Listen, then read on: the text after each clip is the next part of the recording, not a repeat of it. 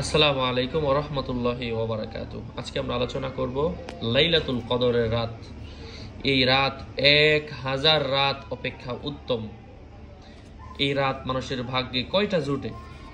আপনি জীবিত আছেন, ভিডিও দেখছেন, আমল করেন, একটা রাত ইবাদতে কাটান, আপনার ভাগ্য পরিবর্তন হবে। এই রাতে ভাগ্য লেখা হয়।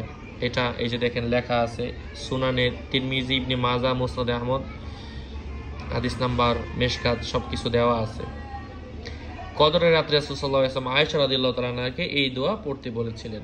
দেখেন কেমন দোয়া। দোয়াটার আরবি অর্থ এবং উচ্চারণ, আল্লাহুম্মা ইন্নাকা আফুউন তুহিব্বুল আফওয়া ফাআফু আন্নি। হে আল্লাহ, নিঃসন্দেহে আপনি অত্যন্ত ক্ষমাশীল, ক্ষমাকে ভালোবাসেন, অতএব আমাকে ক্ষমা করুন। সো আল্লাহ তাআলা যদি ক্ষমাকে ভালোবাসেন, ক্ষমা করে দেন, আপনাকে ক্ষমা করলে আমাকে যদি ক্ষমা করে দেন, তো আল্লাহর কাছে কোনো দিক থেকেই কম পড়বে না। এই জন্য কদরের একটা রাত ইবাদতে কাটান, আপনার ভাগ্য পরিবর্তন হয়ে যাবে ইনশাআল্লাহ।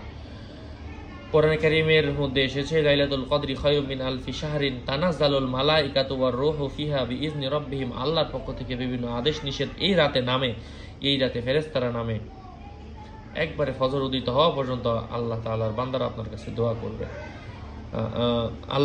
আল্লাহর বান্দারা যখন চায় আল্লাহ তাআলার কাছে, আল্লাহ দোয়া কবুল করেন। যাই হোক, আশা করছি বুঝতে পেরেছেন। আরও আপডেট পেতে আমাদের সাথেই থাকবেন।